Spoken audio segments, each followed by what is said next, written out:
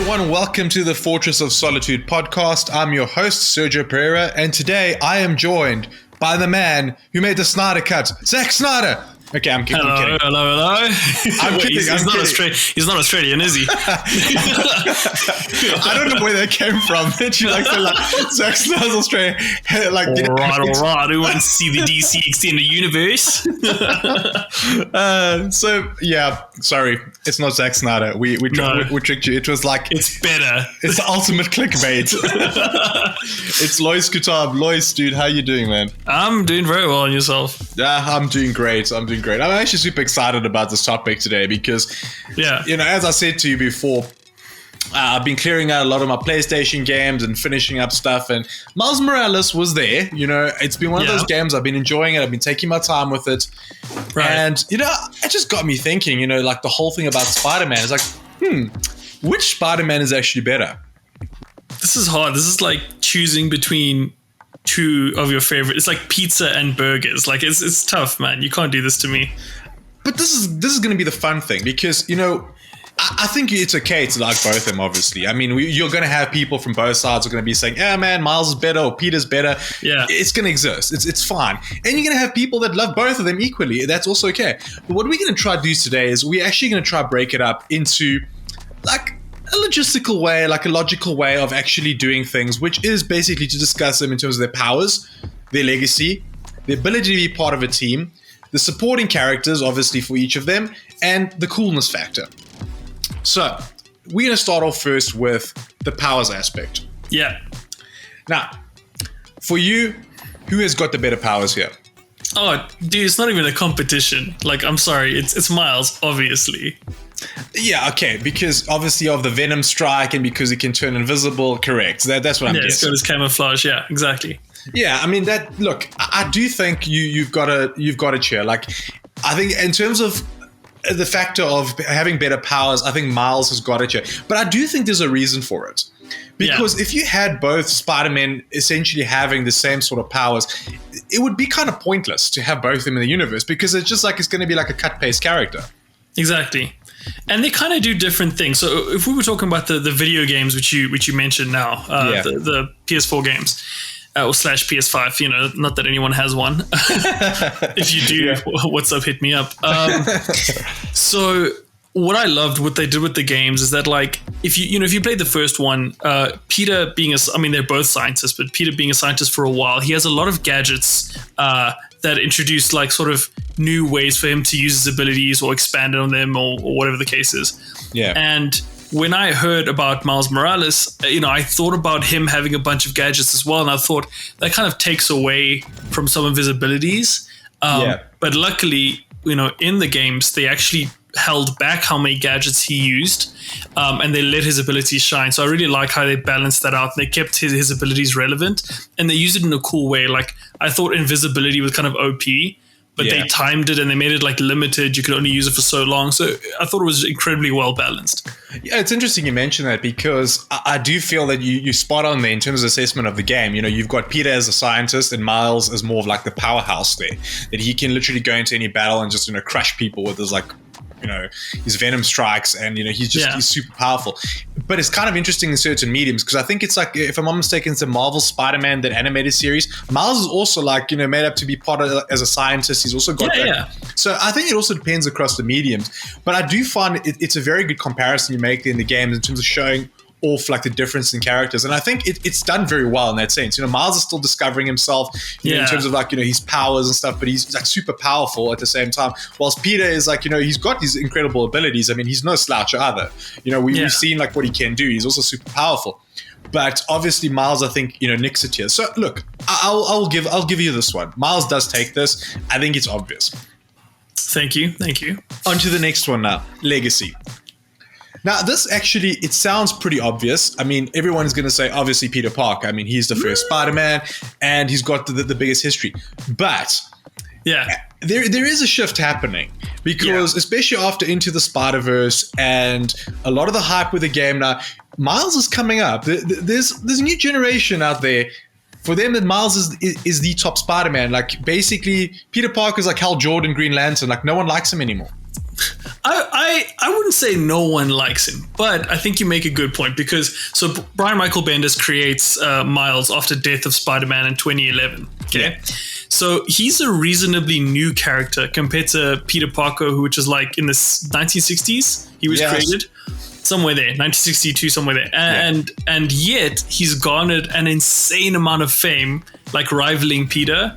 And again, I think I do attribute a lot of it to Into the Spider-Verse. That was a big jump. But even before like when the Miles comic came in, like politically, the creators took the inauguration of like Barack Obama as a sign that the world was now ready for Miles. So the timing of his creation was really iconic, and I think he represents like a fundamental growth in the superhero genre, which people today are still fighting for more and more inclusion in the superhero genre. But I think that is like, from a legacy point of view, it's a really big deal.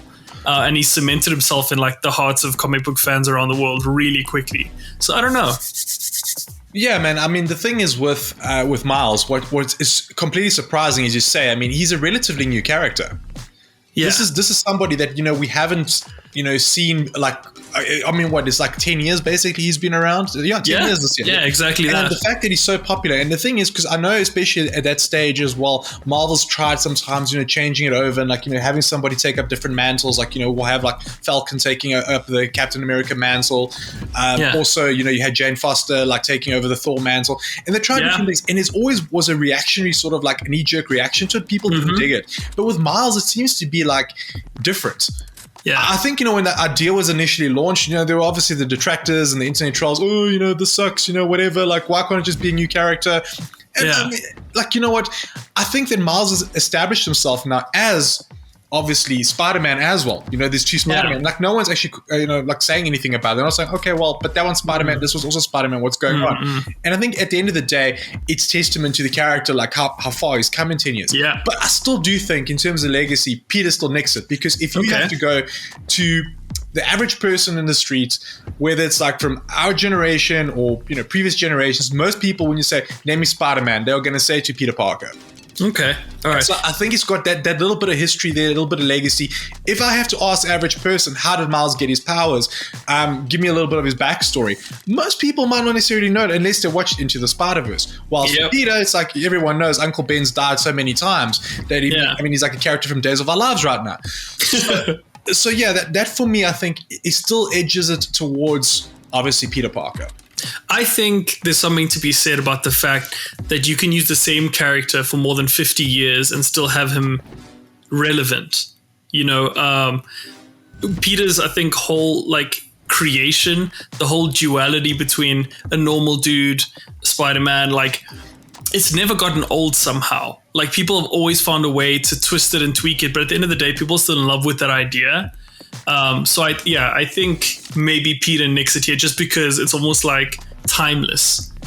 Yeah, I think that's the thing. Peter's obviously, he's one of Marvel's most popular characters. I think Spider-Man is probably Marvel's most popular character.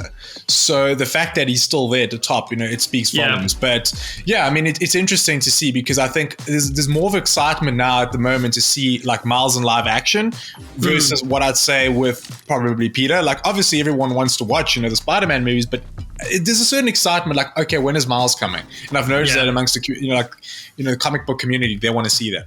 So yeah, okay, we'll give this one to Peter. Cool. Next one. Ability to be part of a team. Now, I'm going to just pull out some stuff here, and I'm just going to say, I think Peter nicks this one as well. Okay. For the reason that he's been able to be part of the Avengers. I mean, he's teamed up with the XMen, and I mean, he was part of the Avengers for quite a while as well. I mean, and obviously we're looking at the MCU. He's obviously been a part of it as well. Whilst Miles, he has been part of a team as well, but it's not quite on that scale. I don't think Miles is like, you wouldn't exactly go through him as in the Avengers, for example. Yeah, I don't know. I feel like Miles almost has his own little team going on, between Ganke Lee, his best friend, and whatnot. Yeah, okay, so he's got an aptitude for science just like Peter, so he's an asset in terms of like thinking ability to a team. He's got a good sense of morality, but like so does Peter. So I think they're on similar playing fields, but maybe Peter's just got more of that I don't know, his quips are so loud, and he's just like, so you can't ignore him in the room. Like, yeah, he's such a big character. I don't know. For me, I think that also Peter has that aspect. I mean, if you look back in his history, you had Harry Osborn, and he's obviously had the likes of MJ and Gwen Stacy as well, like, basically his de facto team, if you want to call it that. Yeah. But I think he's always been able to step up and, like, play with the bigger heroes. Like, Miles also has been part of team-ups. I mean, make no mistake about it. But I think Peter, at this stage, he's still nicks it in terms of, like, if you were going to select the next Avengers, or if you're going to select, okay, we need Earth's mightiest heroes. Yeah, I still think that you're going to choose Peter over, like, Miles at this stage, just because of maybe experience. I don't know. Yeah, I think Miles, even like to the up-to-date comics, are like, he's often portrayed as the more inexperienced, like young and exciting and new things to learn. Whereas Peter, I think at this point, has become a little bit of a veteran in team. So okay, fine, we'll give that to Peter. So right now we are sitting at 2-1 to Peter Parker. Yeah. This is a score you should know all too well, being a Liverpool fan, always being on the receiving end. Right. So, thank you so much for tuning into the podcast. We'll see you. So yeah. Now, on to the next one. The best supporting characters. Now, this one is a bit tricky because there's a lot of overlap here as well. Yeah. I mean, traditionally, we have seen the likes of Venom cross over into, like, Miles' territory as well, and a lot of the other villains as well. So there is a little bit of a crossover here. So this one is a little bit trickier. Yeah. Because for me, I still think in terms of Marvel characters, Spider-Man has the best rogues gallery. He's like basically like Batman, he's got Carnage, you got the Green Goblin, you got the Hobgoblin, you got Kingpin, Doc Ock, Scorpion, you got all these characters, Kraven the Hunter.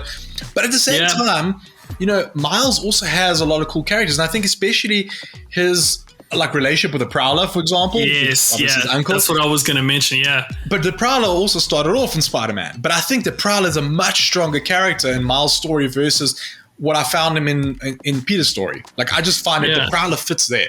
So, I don't know, like, for me, I just think there's a bit of a crossover here, but I'm interested to hear, like, how you're going to defend this and to say that. All right. I think that in terms of supporting characters, Miles takes this one. Let me explain why. So, if we're looking at a rogues gallery, they're kind of shared. So I'm going to go ahead and say that's kind of evenly split.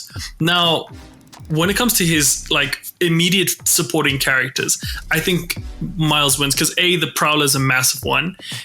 You've got, like, this intense dynamic where, like, their interest between his uncle is, like, best friends, but behind the masks, or with the masks on, they're polar opposites. So it's really interesting to watch. Then you've got Miles' dad, who, like, distrusts superheroes completely, and he's on the police force. So that makes, like, another complex dynamic he needs to navigate. And on top of it, Peter is actually a supporting character to Miles. He's a massive part of, like, what forms who he is, and he's got that mentorship. So seeing Peter through, like, a different lens, as, like, a mentor lens, is super interesting. So I think in terms of supporting characters, Miles' story is more interesting. Okay, look, I'll give you this one. In terms of, like, best friends and stuff around, I do find that, look, the fact that, Ned Leeds is basically like a ripoff of Genki. We know that. Yeah, we know that. So I think for me, it's like he definitely does have, like, in terms of supporting characters, they seem to be a little bit more interesting versus Peter's, which I think Peter's one's like, it's Harry that's been his best friend. Like, it's like up and down all the time. We never know if they're friends or not. It's kind of like they're Kardashians, Yeah, like, you never quite get to liking Harry that much. He's often just on the weird side of things. Yeah, Harry, like, he's an interesting character because there are moments that, you really like him and, he comes to the party, but there's other times where you're like, he's such a dick, man. You're like, you don't want to root for this guy, and you just, like, you feel, whatever. And I also find, like, a lot of the other characters, like especially Gwen Stacy and, MJ, they've always been treated in the sense of, like, love interests. Even, like, like Black Cat and all this stuff, like, all these supporting characters, they're either love interests or they are, like, to further, like, some villain story. So I do think that there is, I will give you that. I do think Miles has perhaps more rounded and more interesting supporting characters. And they give, like, even his mother, okay, this is in the video games. I don't know how much in the comics they angle her like this. She's like almost a politician, or she comes up and steps up to save the neighborhood kind of thing and fight in her own way. So it's almost like being a hero is in his family. It's every person in his family, except his uncle, is a hero in one way or another. So I think, it's pretty strong. I get what you're saying. It does make sense, and like the characters they have their own storylines versus serving what's just happening in Peter's life. I mean, even like Aunt May. I mean, did you ever remember that time they wanted to make like an Aunt May movie? Like Sony decided. But I'm glad they didn't. Like, well, what are we gonna do with the Aunt May movie? Like, this is like the stupidest idea ever. It's like a recipe guide, dude. No, dude, like Aunt May is just gonna be like struggling to pay bills. Like, that's gonna be like just literally watching like life. That's all she's been doing. And like, she just hears like weird noises upstairs when like Peter's doing stuff. Yeah, it's like, so I mean, like, I feel sorry for this lady for like the last 60 years effectively. She's just been trying to struggle to pay her bills, and then like there's Peter like being Spider-Man and just I always thought that was remember in like Spider-Man 2 and Sam Raimi's, weren't they at the bank like trying to get like a loan or I don't know what, they were trying to like figure out her finances. I'm like, dude, surely you can find a way to get her money as Spider-Man. Well, he can use like with great power comes great responsibility, and that means not robbing banks. No, I never said rob banks, but I mean, go be at a kid's party or something, I don't know. go make some money showing up places. Well, that's actually true. Like with appearance, a cameo, dude. Like they could have just been recording cameo. Like he could monetize his stuff somehow. I don't know. No, definitely figure out a way. Cameo appearances like Spider-Man wishing you happy birthday, happy engagement, like all of this. Yeah, that's a good point. Don't let your aunt be poor, dude. What's wrong with you? Okay, so right now it's 2-2. It's a tie. Now, we are going into penalties here, man. This is like, this is the time of penalties. So, like, as a Manchester United fan, I'm freaking out right now. So, yeah. The cool factor. Yeah. The cool factor. The cool factor. This is like trying to play tennis on a soccer field with Miles. This one, I feel like I've already lost. Yeah, dude. I feel like I've lost this argument. I've been batting for Peter. Like, obviously, we've discussed this. I mean, I love Miles as well, but I was leaning towards Peter. But we're making a very good argument here now. This final part. Yeah, let's go. I'm struggling to because the problem is, how am I going to argue a cool factor when Tobey Maguire has played Peter Parker? How can I argue this? Mate, shame. Those gangster tears, man. Because the thing is, like, look, Peter was always supposed to be a bit nerdy. Like, that was all his character, and that's it. Okay, I still believe, like, Toby was just extra nerdy. Yeah. And, but yeah, the thing is, like, in terms of a superhero that you gravitate towards, in terms of the character that's just got this cool factor, it's kind of like Wolverine in the XMen. Yeah.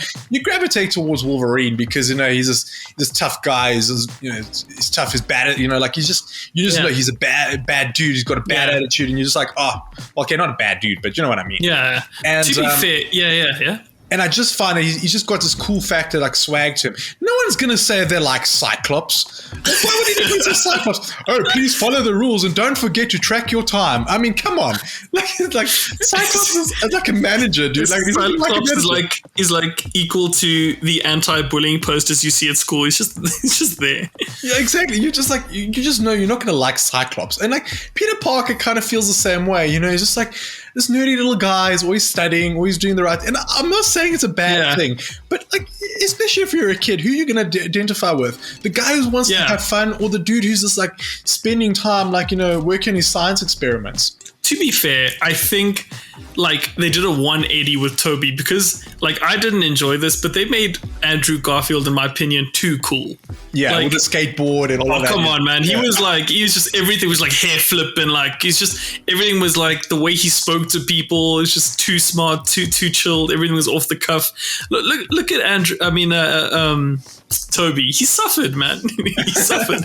But look, in fairness though, if you also look at Peter's evolution, he was very nerdy when he was starting out, and he's kind of developed into like, he's a mature character now, but he's well liked and he's quite successful. There's a certain aspect of like, you'd want to be friends with this sort of guy. Even like when he was probably nerdy, you would probably want to be friends with him anyways. I don't think there was anything ever wrong with him, but we cannot dispute it. I mean, Miles, he's just cool. Yeah. I mean, so you've got a half Puerto Rican, you got a half Puerto Rican, like half African American, like guy rocking the streets of New York. He makes hip hop music. His drip is always fire. He makes street art. He's like, unlike Peter, his school friends love him. or at least the ones in the beginning of the film did. He's like traipsing through the neighborhood. I don't know. He attracts cool. And he's got fantastic sneakers. I mean, we all know this. I mean, the sneakers are incredible. And I mean, I know this. I can tell you now, when Jared hears this, he's going to be like, because I know that he bought a pair of sneakers that look just like Miles. And he's going to be like, he's going to be clapping along to this. Because I know he's going to be like, definitely Miles. Miles is top, yeah. So yeah, I mean, look, I can't dispute it. In terms of cool factor, like right now, Miles takes it. Like, you have to, because Peter's coolest moment in the films was getting the black suit and then getting to the bar and doing that dance. You remember that? Emo Peter, yeah. Emo Peter was the coolest Peter was gonna get. So that was the limit. That still like causes me like anxiety, man. Like every time I think about that, like that little dance and that little scene, like it's become a meme over the years. So that's what it is. It's a meme. Can you believe when I first saw it, I was so young, I actually thought it was cool. I was like, look at this badass, look at him being a rebel. Don't worry, I'm sure a lot of people thought Tobey Maguire was cool too. So, but yeah, so okay, right. So after this discussion, it's official. Miles Morales is the coolest Spider-Man. I never thought I'd be saying this. Like honestly, he's the better Spider-Man. Okay. Look, I'm just trying to say what this was? Of course it is, but I'm just trying to avoid the topic. Do you know exactly what I'm doing here? I mean, it's by a small margin, but like it is what it is. Things evolve. It's interesting because I think with the Spider-Man like mythology and obviously the legacy of the characters, it's pretty cool how they've managed to intertwine both these characters, and they both exist in the Marvel universe without like stepping on each other's toes at the moment, which I think is really cool because they've successfully done it. Whilst you can't maybe necessarily have Falcon as Captain America and Steve Rogers as Captain America and Bucky as Captain America. Yeah, it's like it just makes sense. Like nobody's disputing it. I mean, I've seen a comic where both of them were like it was called Spider-Man. And they were like both, as a team up, and it was great. Like it didn't feel weird. And the thing is, I think just a little differentiation in their costumes and their powers, it's made all the difference because both characters can coexist. There's space for both of them. It's just the way that they write them. It's cool. And I don't think that anybody else in comics has ever been able to achieve this because whenever there's a legacy character, like I mean, even look at Batman. If we're going to go look across the pond, you got Batman, obviously Bruce Wayne, and then suddenly he steps down, or he disappears, or he dies for 100th time, or whatever, and you got Dick Grayson who takes up the mantle. Yeah. But Dick Grayson cannot be Batman, whilst Batman is Batman, effectively, because Bruce Wayne is Batman, and I think that's the challenge. Like, how do you get around that? And I don't think it's like it's that easy. Whilst with Spider-Man, it's acceptable. Both of them in the same universe existing, same city, even, dude. It's wild. But I mean, like to be fair, we probably would also put on masks and call ourselves Spider-Man if we were like in New York. Yeah, no, I probably would too. Yeah, we would be like, I mean, we would probably just change the design, like the costumes, like in the first Spider-Man game, like the punk Spider-Man and all of that. Spider-Punk was my favorite costume. But yeah, Lois, it's been really cool discussing this topic. I've had a lot of fun, even though I lost. It's okay. It's all right. There's fun in defeat as well. It's not about fun though. It's about winning. Yeah, it's about winning. Something that your team knows nothing about the season. But anyway, what Uncle Bet always said. But yeah, to everyone else listening, thanks again for tuning in. And yeah, while you're at it, just like, share, and subscribe. And don't forget to let us know what you thought of the episode and if there are any other topics you'd like us to discuss in the future. Until next time, peace. Bye.